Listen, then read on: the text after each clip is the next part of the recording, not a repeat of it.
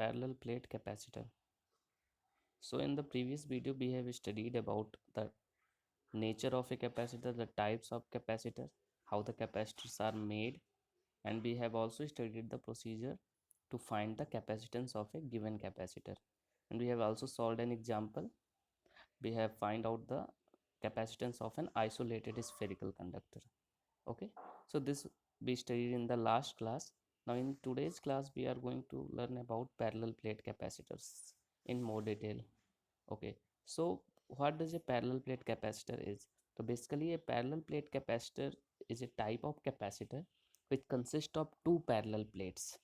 Okay, like this. So here you can see that a parallel plate capacitor is a capacitor in which we use two plates which are kept parallel to each other. Now the plates can be either a square, rectangular or circular in shape. Now so since the plates have some area, so we will denote the plate area by symbol A here. So we will using this nomenclature here in our further discussions, that this plate area is denoted by A, and the separation between these plates is given by D symbol here. Okay, so we will using this nomenclature in our further discussion. Now we have already discussed about the circuit symbol of the capacitor in our previous video, that for denoting a capacitor in a circuit we use this symbol to denote a capacitor. Okay, now this one. So now coming to the analysis part of a parallel plate capacitor, that means how a capacitor is charged and what happens after charging it. We are going to discuss about these things. So this is a parallel plate capacitor with plate area A, and the separation between the plates is D. Okay, now let's connect this capacitor with a battery. In order to charge a capacitor we have to connect it through a battery. So I have connected it with a battery. Let's say the voltage of battery is V. Now since this capacitor is connected through a battery, what will happen? This battery will start sending charge towards the positive plate. Let's say this is the positive terminal of the battery, so it will start sending a positive charge towards this plate, let's say A. Okay, so now what will happen, that positive charge will get collected over this plate here. Okay, so when this positive charges start collecting over this plate A, due to induction, equal amount of charge is induced in plate B but opposite in nature, because we all know that when a neutral conductor is placed near a charged conductor, the neutral conductor get induced, charges are induced in the neutral conductor. The same process will take place here.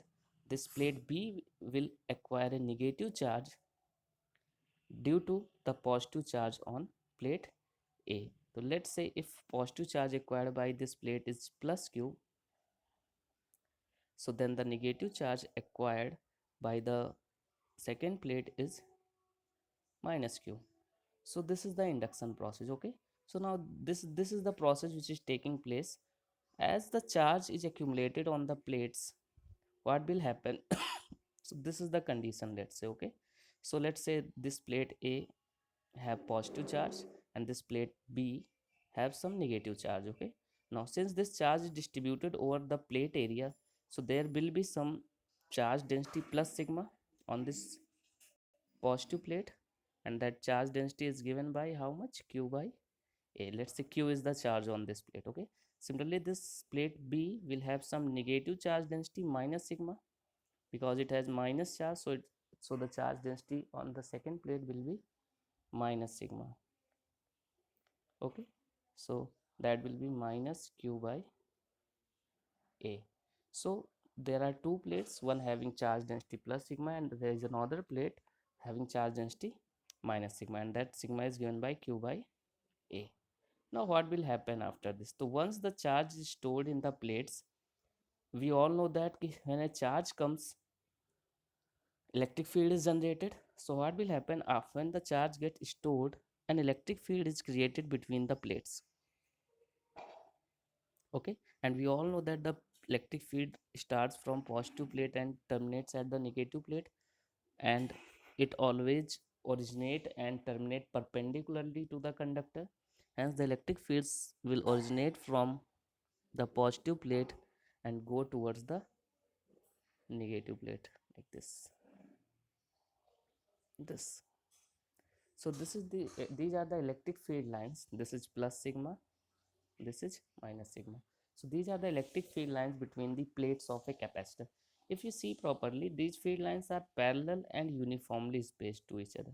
Hence, by the simple observation, we can say that the electric field line between the plates of a capacitor are uniform.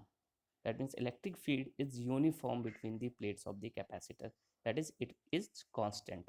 Okay, we will also prove it mathematically, but by the simple observation you can say that the field is uniform between the plates of a capacitor.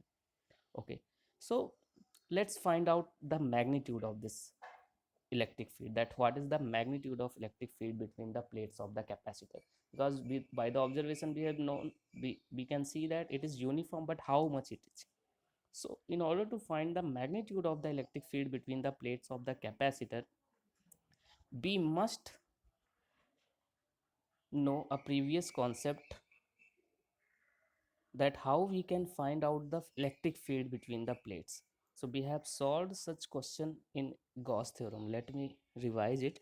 So I have told you earlier that concept. Suppose if there is a plate, let's say some charge density plus sigma, and suppose if I take a point A here, so what will be the electric field intensity at this point A? We have derived it in Gauss theorem that the electric field is given by sigma by 2 epsilon naught. Similarly, if the plate is negatively charged, the electric field will be towards the plate. Again the magnitude will be same, sigma by 2 epsilon naught. So whether it is positive charge plate or negative charge plate, the magnitude is same in both the cases, and that is sigma by 2 epsilon naught.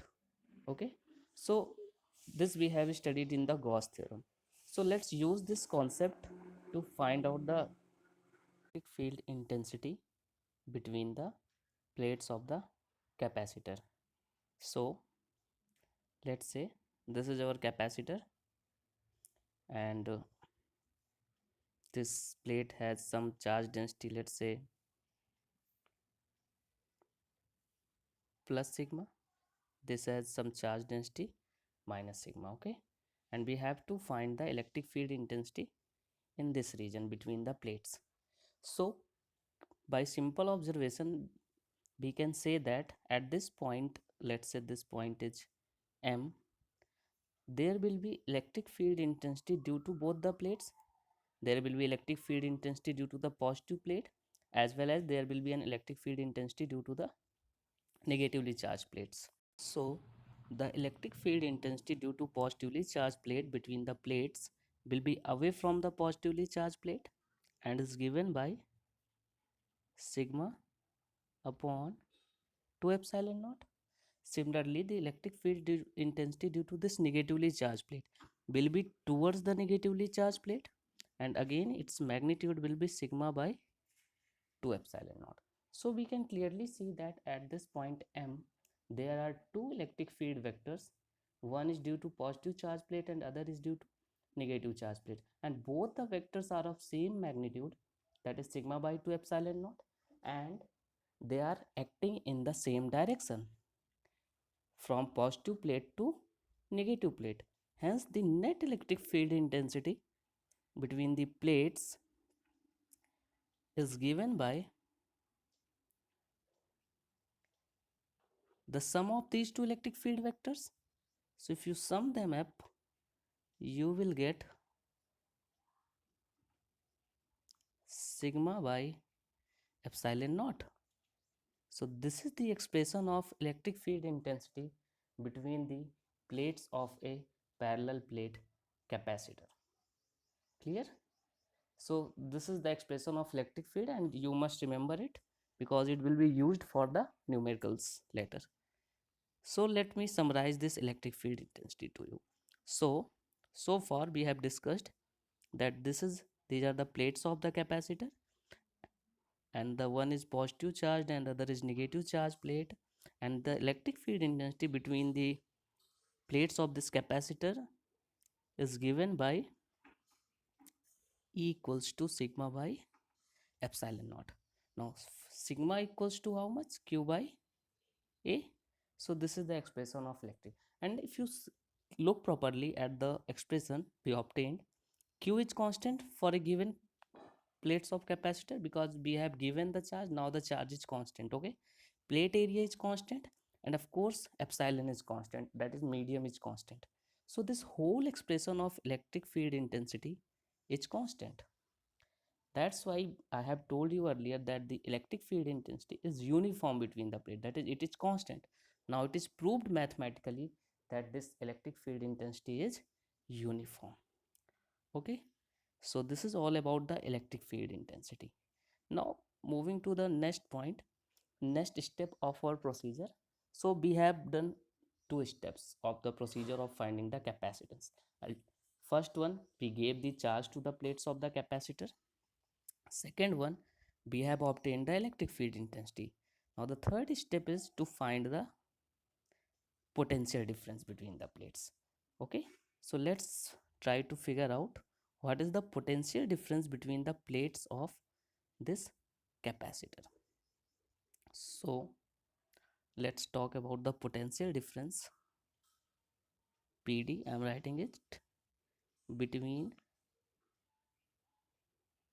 plates. So let's discuss it. So suppose, so far we have obtained that between the plates the electric field intensity is sigma by epsilon naught, and it is uniform. Okay, and also the separation between the plates is d.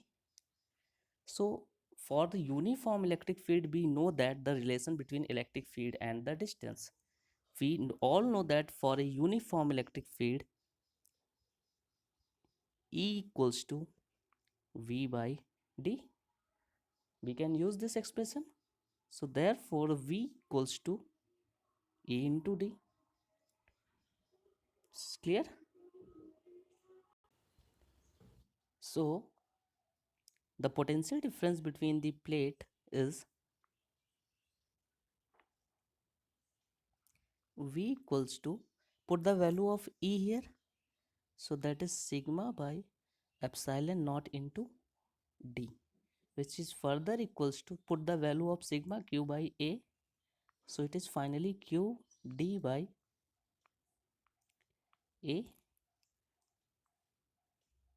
epsilon 0. Okay, so it is Q d by A epsilon 0. So this is the expression of the potential difference between the plates of the capacitor. So the third step is over.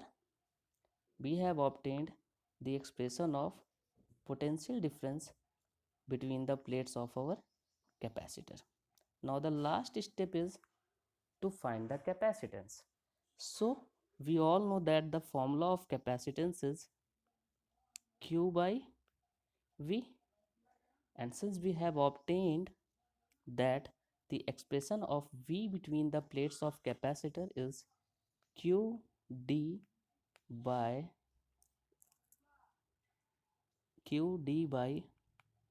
A epsilon 0, this we have obtained. Okay, Q d by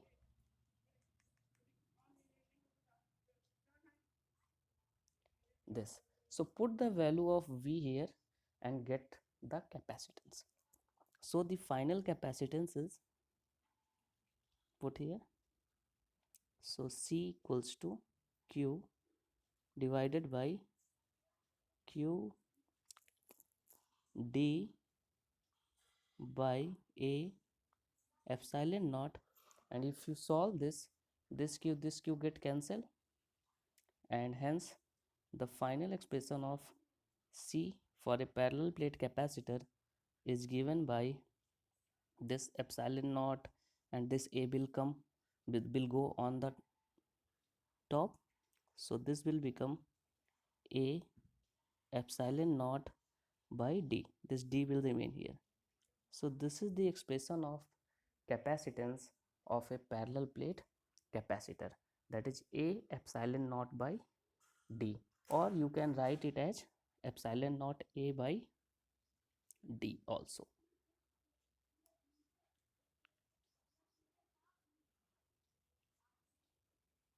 This one. So this is the expression of capacitance of a parallel plate capacitor. So if you see properly, this capacitance depends on the plate area, separation between the plates, and the medium. So these are the three factors on which the capacitance of a parallel plate capacitor depends. So you can note them like this, that C is proportional to plate area, C is inversely proportional to separation between the plates, and C depends on the medium also. Okay, so C is proportional to epsilon, that is, it also depends on the property of medium. It's clear? So let me discuss about the medium also. So suppose if we put some dielectric between the plates of capacitor and let the dielectric constant is K, and we have given some charge to the capacitor plates, those are plus Q and minus Q. So what is the capacitance of this capacitor when there is a dielectric between the plates? Okay, so this is the next case of the capacitor when there is a dielectric between the plates of the capacitor. So the whole expression, whole derivation, everything will remain same. I am not going to do it again, you can do it by yourself. I am just going to apply the shortcut told you earlier. So since we have kept a medium between the plates here, so now the formula of capacitance will become epsilon A upon D. In place of epsilon naught, I have replaced epsilon. Okay, this we do when we keep a medium. Now we also know that the epsilon is K times epsilon naught. So putting the value of epsilon, so K epsilon naught A by D. And what is this epsilon naught A by D? This term, of course, this is the capacitance of the capacitor in vacuum. So let's say this is C naught. So finally, ultimately, we finally obtained that C is K times C naught. The same thing we have obtained earlier in the isolated spherical capacitor.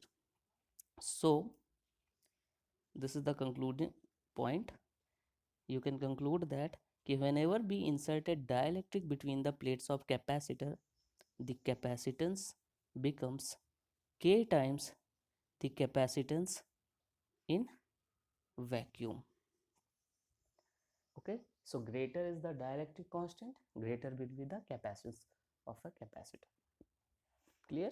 So from here we can derive, here we can define the dielectric constant in terms of capacitance also. See, you can write K equals to C by C naught. So from here you can also define dielectric constant as the ratio of capacitance in the medium to the ratio of the capacitance in the vacuum. So the dielectric constant is defined as the ratio of the capacitance of a capacitor in in the medium to its capacitance in the vacuum. See, so this is the another definition of the dielectric constant. Okay, so this is the effect of inserting a dielectric between the plates of a capacitor. Okay, now let's insert the dielectric between the plates, but this time the dielectric is not going to fill the whole area between the plates. It will be in some partial space. Okay, so this is the third case of the capacitor, and the dielectric is partially filled between the plates of capacitor. So suppose, so this is the third case, dielectric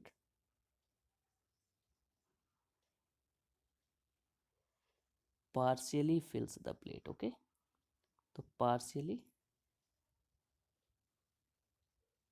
fills between plate. So now we partially fill the plates with dielectric. Suppose this is our, so this is, let's say, our capacitor, and now what I do, I fill a dielectric, and let's say the dielectric is only in this region. It does not fill complete space between the plates. It is in a very small distance, and let's say the thickness of the dielectric is T. So let's say T is the thickness of the dielectric. Okay, so this whole distance is D, but the dielectric is filled only in a thickness T between the plates. Okay, so how to analyze this? See, the complete procedure for the analysis of this dielectric is similar. You have to follow all those 4 steps. Okay, so you have to follow the 4 steps one by one, and you will finally get to the expression. Okay, so I will explain the process in the next video. So this is all for today's video. Thank you so much.